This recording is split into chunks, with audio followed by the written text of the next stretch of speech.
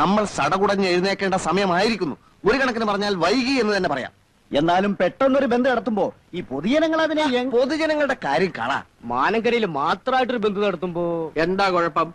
RDPയുടെ ഭാഗത്തുനിന്ന് എന്തെങ്കിലും ഒരു ഒച്ചയും ബഹളവും ഇപ്പൊ ഉണ്ടാക്കിയേ പറ്റൂ. അതെ, അതുകൊണ്ട് വരുന്ന 3-ാം തീയതി നമ്മൾ ബന്ദ് പ്രഖ്യാപിക്കുന്നു. അതെ, മറ്റേ 3-ാം തീയതി എന്താ ആഴ്ച? വെള്ളിയാഴ്ച ആണല്ലോ.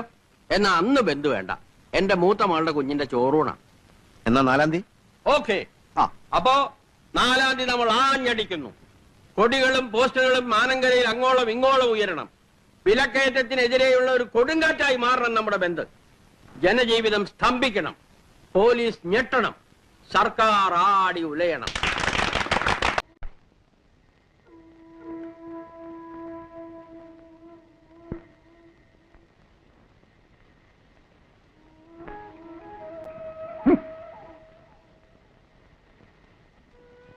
ആരുമില്ല. നല്ല ഒച്ചയും ബഹളം ഉണ്ടാക്കണേ. നോക്കട്ടെ, പ്രശ്നം വല്ലതും ഉണ്ടാവോ? ധൈര്യമായിട്ട് പാടാ.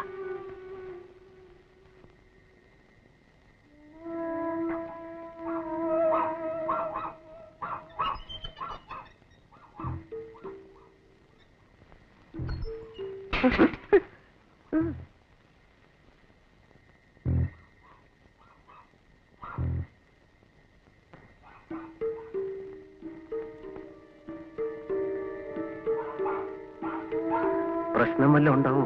നീ ധൈര്യമായിരിക്കണം. പിടിക്കണോ?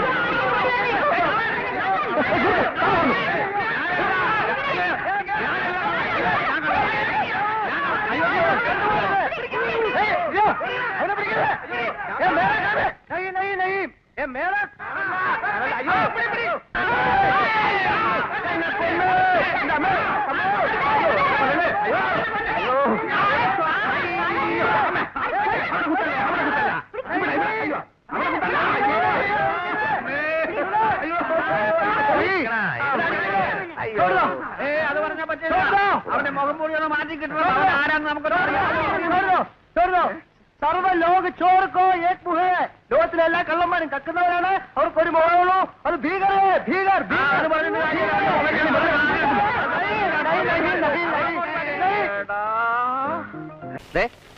സാർ എന്നെ വരട്ടാൻ തുടങ്ങിയിട്ട് കുറെ നാളായി.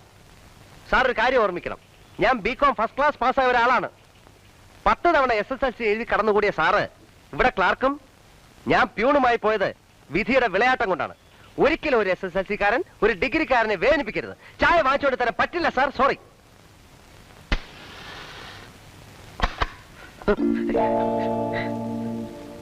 മഹാഭാവി നീയായിരുന്നോ? 50 പൈസ പോയി കിട്ടി. ആ പോട്ടെ, എല്ലാം തൊലഞ്ഞു പോട്ടെ. ഇവിടുത്തെ സ്ഥിതി അന്നന്ന് വഷളായിക്കൊണ്ട് വരികയാണ്. വല്ല സർക്കാർ ആഫീസും ആയിരുന്നെങ്കിൽ ഇവനൊക്കെ പിടിച്ചു നിർത്തി ഖരാമ ചെയ്യാമായിരുന്നു. ആ കാളക്കൂറ്റ മാനേജിംഗ് ഡയറക്ടർ ഇവിടുന്ന് സ്ഥലം മാറിപ്പോയപ്പോ ഞാൻ വിചാരിച്ചു സ്ഥിതി മെച്ചപ്പെടുമെന്ന്. എവിടെ? വിശാഖപട്ടണത്ത് നിന്ന് സ്ഥലം മാറി വരുന്ന MD ഒരു വിശാല മനസ്കനെന്നാ കേൾക്കുന്നത്. എങ്കിൽ നമ്മുടെ സങ്കടം ആ വിശാല മനസ്കനോട് പറഞ്ഞു നോക്കാം അല്ലേ? ഒരു വെറും സാധാരണ ക്ലാർക്കിന്റെ ജോലി മതിയായിരുന്നു. പ്രിയപ്പെട്ട അമ്മേ, അമ്മയ്ക്ക് സുഖമാണല്ലോ എന്ന പതിവ് പല്ലവി ഞാൻ ആവർത്തിക്കുന്നില്ല. അന്യന്റെ വീട് എന്നും അന്യന്റെ വീട് തന്നെയാണ്. അമ്മയെ കൂടെ കൊണ്ടുവന്ന് താമസിപ്പിക്കാൻ ആഗ്രഹമില്ലാഞ്ഞിട്ടല്ല, അല്പം കൂടെ ക്ഷമിച്ചേ പറ്റൂ. പുതിയ മേലധികാരി വന്നെത്തിയാൽ അയാളുടെ കയ്യോ കാലോ പിടിച്ച് കുറച്ചുകൂടി മെച്ചപ്പെട്ടൊരു ജോലി സമ്പാദിക്കട്ടെ. എല്ലാം ശരിയാവും. അമ്മ എന്നെ ഓർത്ത് സങ്കടപ്പെടാതിരിക്കുക. ഞാൻ നന്നാവും, നല്ല നിലയിലെത്തും. അമ്മ ദൈവത്തോടുള്ള പ്രാർത്ഥന തുടരുക.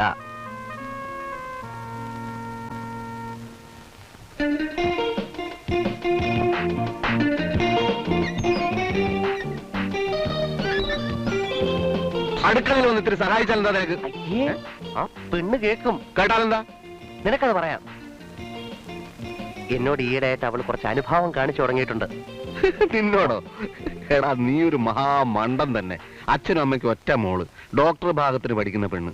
അനുഭാവത്തിന് ചെന്നാൽ നിന്റെ തടി അലങ്കോലമാവും. എടാ ഞാൻ നിന്നെ പോലെ തുക്കട പ്രീ ഡിഗ്രിക്കാരനല്ല, ഞാൻ ബികോം ഫസ്റ്റ് ക്ലാസ്സാ, അറിയോ? പിന്നെ ഇപ്പോഴത്തെ ജോലി ശകലം മോശമാ, അത് തരാ. പക്ഷേ ഞാൻ കാണാൻ നിന്നെ പോലല്ല, കുറച്ചുകൂടെ സുന്ദരനാണ്. അവളുടെ അച്ഛനോട് പറയും എനിക്ക് ഇയാളെ തന്നെ മതിയെന്ന്. അവള് ജയിച്ചു കഴിയുമ്പം ഞങ്ങൾ മനോഹരമായ ഒരു നേഴ്സിംഗ് ഹോം കിട്ടും. പിന്നെ ഞാൻ ഒരു വിലസും ഞാനായിരിക്കും അതിന്റെ നടത്തിപ്പുകാരൻ. അപ്പൊ വല്ല ക്യാൻസറോ കുഷ്ടോ പിടിച്ചോണ്ട് വന്നാൽ ഞാൻ നിന്നെതാ ഇങ്ങനെ പിഴിഞ്ഞെടുക്കും. കാശ് എന്നില്ലെങ്കിൽ ആ ക്യാൻസറോട് കൂടി അപ്പ ഗേറ്റോട്ടടിക്കും. എത്ര മനോഹരമായ നടക്കാത്ത സ്വപ്നം. നടക്കൂടാ, നടക്കും. ഒരു ഗതിയില്ലാതെ നീ പെരുവഴി കൂടെ നടക്കും. നിന്റെ കരുനാക്കം വെച്ചോണ്ട് ചുമ്മാരുന്നേ. എന്റെ വരുംകാലം ഡോക്ടറല്ലേ അത്? ഒന്ന് നിർത്തിക്കേ. വേണ്ട ദാസ, സ്വന്തം നിലമറന്ന് നമ്മൾ കളിക്കരുത്. നീ സൈക്കിൾ നിർത്തടാ. ദാസ വേണ്ട.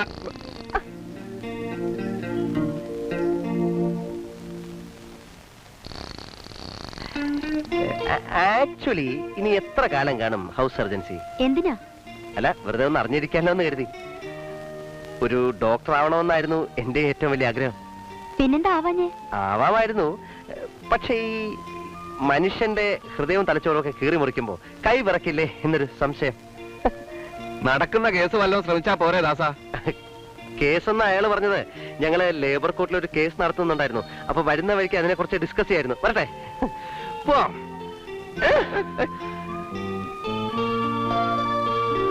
നീ ഒരുമാതിരി മനുഷ്യനെ വടിയാക്കരുത്. വിഷം വാങ്ങിക്കാൻ പോലും ഇവിടെ കാശ് തകരുന്നില്ല. അതിന്റെ 1000-ന് എത്ര പശുക്കളെ കിട്ടും? 25 ലിറ്റർ വീതം കറവുള്ളതല്ലേ? 2 ഞാൻ തരാം. ദിവസേന 50 രൂപ വെച്ച് ബാങ്കിലടക്കാൻ പറ്റുമോ? എന്താ പറ്റാത്ത? നമ്മൾ കാലത്തും വൈകുന്നേരം കൂടെ കറന്നാൽ പണിക്കരമ്മാൻ പറഞ്ഞത് പോട്ട് ഒരു 30 ലിറ്റർ പാല് കിട്ടും. 1 ലിറ്ററിന് 5 രൂപ. അപ്പൊ 30 ലിറ്ററിന് 150 രൂപ. ബാങ്കിൽ അടയ്ക്കേണ്ടത് 50 രൂപ. പിന്നെ പരുത്തിക്കുരുവും പിണ്ണാക്കെല്ലാം കൂടെ 20 രൂപ. കറവക്കാരന് 10 രൂപ. അപ്പൊ 50, 20, 10, 80 രൂപ. ബാക്കി എത്ര ഉണ്ട്? 70. ലാഭമാണോ? അപ്പം നിന്റെ മനസ്സ് ഇത്രമാത്രം കല്ലാണെന്ന് ഇന്നാ എനിക്ക് മനസ്സിലായത്. ആളുകൾ എന്നെയായിട്ട് പെരുമാറുമ്പോ ഒന്ന് തിരിഞ്ഞു പോലും നോക്കാതെ നീ ഓടി രക്ഷപ്പെട്ടില്ലേ? ദിവസവും രാവിലെ കുറെ ദൂരം ഓടണമെന്ന് ഞാൻ നിന്നോട് പറയാറില്ലേ? എങ്കിൽ ഇത്തരം സന്ദർഭങ്ങളിൽ നിനക്ക് രക്ഷപ്പെടാമായിരുന്നു. നിന്നെ അവര് മൃഗീയമായി മർദ്ദിച്ചു കാണുമല്ലേ? മർദ്ദനം മാത്രോ? എന്റെ കഴുത്ത് കടന്ന് 2 പവന്റെ മാല അവന്മാർ ഊരിയെടുത്തു. എരന്ത് പോന പശുമാടുക്ക് ബദല ഇന്ത മാല പോതെന്ന് പറഞ്ഞു. അല്ല, മാല കൊടുത്തത് കൊണ്ടാ തടി രക്ഷപ്പെട്ടത്. എങ്കിൽ എത്രയും പെട്ടെന്ന് നീ 2-3 മാല വാങ്ങിച്ച് കഴുത്തിലിട്ടോ. എപ്പോഴൊക്കെയാണ് ആവശ്യം വരിക നമുക്ക് പറയാൻ പറ്റില്ലല്ലോ. എനിക്ക് വിശക്കുന്നു, നീ വല്ല എടുത്ത് വെക്കേ.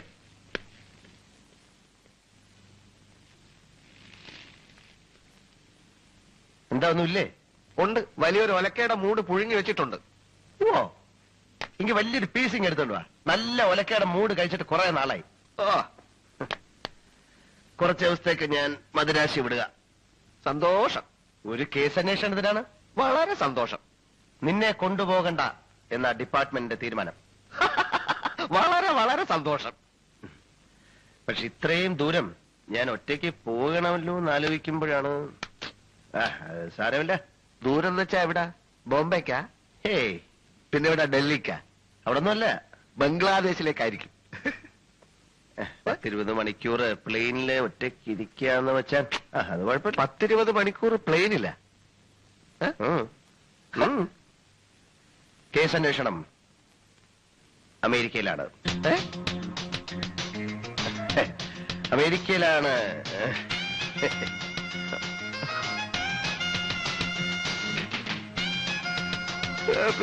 അമേരിക്ക. നീ എന്താ ഓഫീസിൽ നിന്ന് എന്നോട് പറയാതെ പോകുന്നത്? നീ എന്തിനാ ലീവ് എടുത്തത്? നീ ഇന്നലെ വിശന്ന് വന്നപ്പോ ഒന്നും തരാൻ പറ്റിയില്ലല്ലോ എന്നോർത്ത് എനിക്ക് ഭയങ്കര വിഷമായി പോയി. നിനക്ക് ഏറ്റവും ഇഷ്ടമുള്ള ആ മുരിങ്ങയിലും പരിപ്പും ചേർത്തിട്ടുള്ള കറിയില്ല, അത് ഉണ്ടാക്കിയിട്ടുണ്ട്. പിന്നെ മീൻ അവിയലും.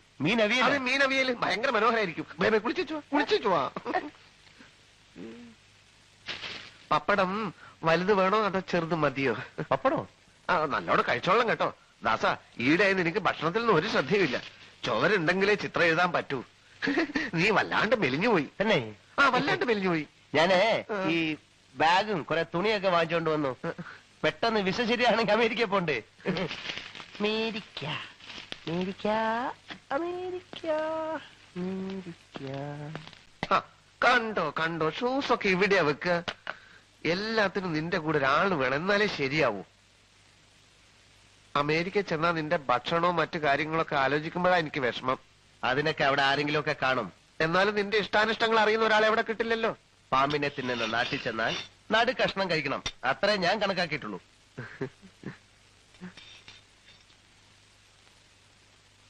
വേണമെങ്കിൽ ഞാനും കൂടെ വരാൻ കേട്ടാ. വേണ്ട.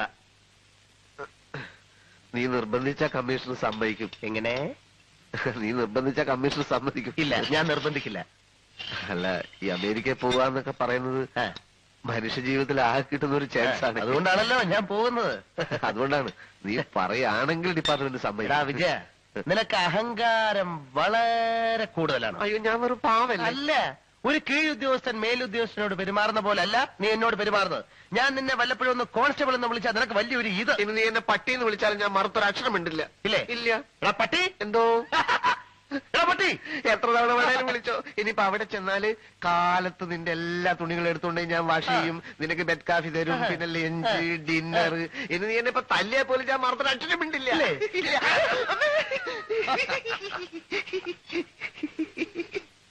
തല്ലിക്കോ, ഇനിയും തല്ലിക്കോ, എങ്ങനെയെങ്കിലും.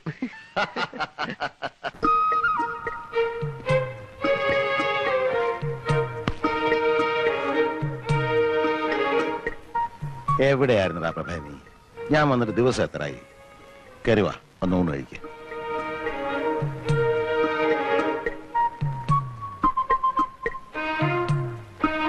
പ്രഭേ, ഞാൻ പറഞ്ഞില്ല അച്ഛാ, തോറ്റതിന്റെ ചമ്മല് മാറിയിട്ടില്ല. പ്രകാശ, നിന്നോടാ പറഞ്ഞത്. പാനു, നീ എന്ന് വിളിക്ക്, വന്ന് ഊണ് കഴിക്കാൻ പറ. ഇവ നാട്ടടക്കി ഇരുന്നാ ഞാൻ വിളിക്കാം. മോനൊന്നും മിണ്ടണ്ട കേട്ടോ. ഇല്ല അച്ഛാ, ഞാൻ ഒന്നും മിണ്ടുന്നില്ല.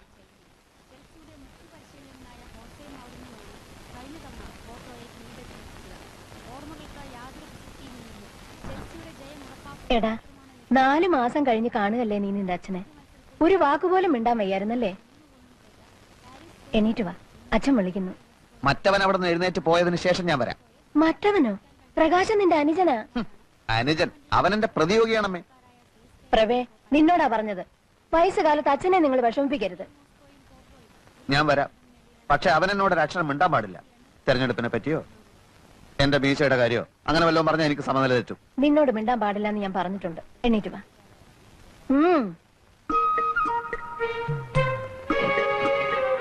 അവൻ എന്നെ നോക്കി ചിരിക്കാനും പാടില്ല. നടക്കടാ അങ്ങോട്ട്.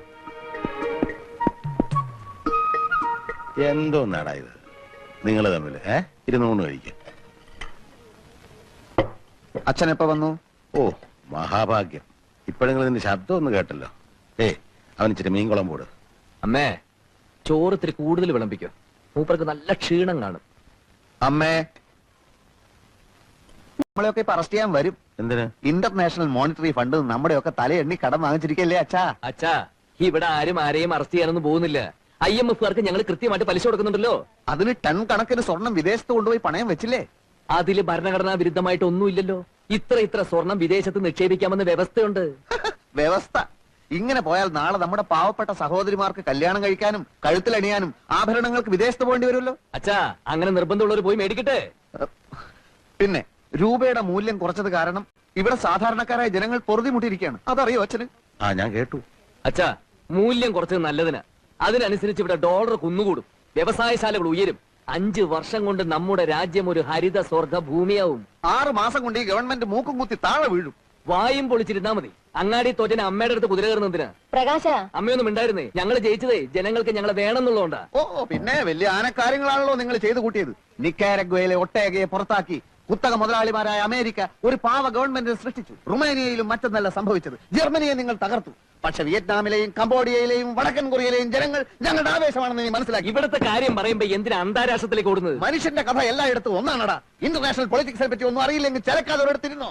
അറിയില്ലെന്നോ? ചോദിക്ക്, ഞാൻ പറയാം. ഹംഗറിയിൽ എന്ത് സംഭവിച്ചു?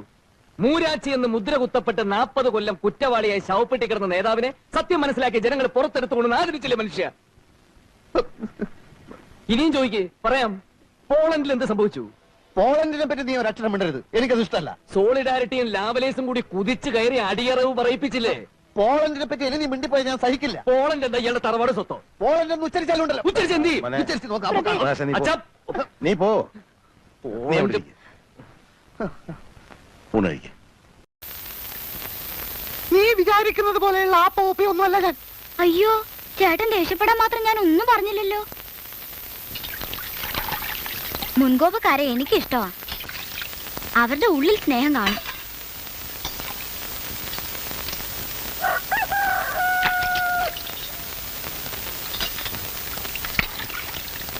ചേട്ടൻ ആരെങ്കിലും ലവ് ചെയ്തിട്ടുണ്ടോ? എടി പെണ്ണ്, നിന്റെ ചാട്ട എങ്ങോട്ടാണെന്നൊക്കെ എനിക്ക് മനസ്സിലാകുന്നു. 1000-ലേറെ ശമ്പളം വാങ്ങുന്നവനാ ഞാൻ. 1000 രൂപയോ? നോണ പറയാതെ എന്റെ ചേട്ടാ. മാസത്തിൽ 40 രൂപയാ ചേട്ടന്റെ ശമ്പളം എന്ന് വലിയ തള്ള പറഞ്ഞു. കള്ളൻ. ആഹാ, എന്തുവാ ഇവിടെ രണ്ടാളും കൂടി? എനിക്ക് ചീത്തപ്പേരുണ്ടാക്കി വെക്കുവോ? തങ്കപ്പാ, ഞാൻ സൈക്കിൾ എടുത്തോണ്ട് നമ്മുടെ കൊപ്രാക്കളം വരെ ഒന്ന് പോണം. ഒരാളെ അവിടെ കൊണ്ടാക്കണം. ഒത്തിരി ദൂരം പോണോ? അടുത്താ. കൊപ്രക്കളത്തില് കൂലിപ്പണിക്ക് പോവുമായിരിക്കും അല്ലയോ? അല്ല. അതെ. എന്റെ പൊന്നു ചേട്ടാ, ചേട്ടന് കഷ്ടകാലമാ. കണ്ണിച്ചോരില്ലാത്തവന്മാരാ പണിയെടുത്ത് ചേട്ടന്റെ നട്ടല് റബ്ബറാകും. സൈക്കിളിൽ കിട്ടിയാ മതി. അല്ല, പറഞ്ഞതേ ഉള്ളൂ. ഇപ്പോഴാ ഞാൻ ശ്രദ്ധിച്ചത്. എന്റെയും ചേട്ടന്റെയും ശബ്ദം ഒരുപോലെ ഇരിക്കുന്നു. എന്റെ നാടെവിടാ? കായംകുളത്താ. പണ്ട് ഞാൻ അതിലേക്ക് വന്നിട്ടുണ്ട്. ഓ, ചേട്ടന്റെ നാടെവിടാ? മുണ്ടക്കയത്താ. എന്റെ അച്ഛൻ പണ്ട് അവിടെ ചായക്കട നടത്തിയിരുന്നു. സൈക്കിളെ വിട്ടോ.